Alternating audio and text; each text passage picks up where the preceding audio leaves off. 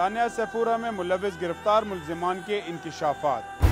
ثانیہ سیفورہ کارروائی کی قیادت گروپ کے امیر اور ماسٹر مائنڈ طاہر منہاس عرف سائیں عرف انکل نے کی۔ ملزمان کراچی اور حیدرآباد میں پولیس موبائلز، اسکولوں اور بوریوں پر حملوں میں ملوث تھے۔ ملزمان بینک ڈکیتیوں، امام بارگاہ پر ہینڈ گرنیڈ حملے اور اغوا برائے تاوان میں ملوث رہے۔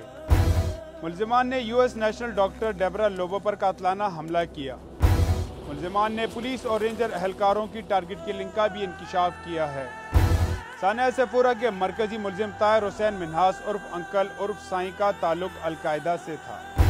یہ گروپ کراچی اور حیدرآباد میں طاہر عرف سائیں کے زیر کمان کام کرتا تھا، جبکہ ان کا بڑا امیر جلال نامی شخص ہے۔ یوسف رمزی کا بھائی حاجی صاحب اور جلال عرف بڑے امیر صاحب دہشت گردوں کو فنڈ فراہم کرتے تھے۔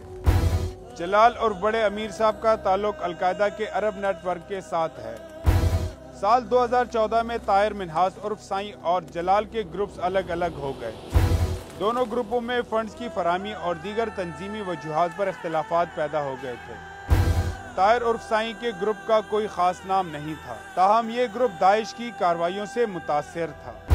طاہر عرف سائیں گروپ زیادہ سے زیادہ کارروائیاں کر کے عبداللہ یوسف کے ذریعے داعش سے رابطہ کرنا چاہتا تھا۔ کیمرہ ٹیم کے ساتھ Anwar Taj Bangash, capital T V, Karachi.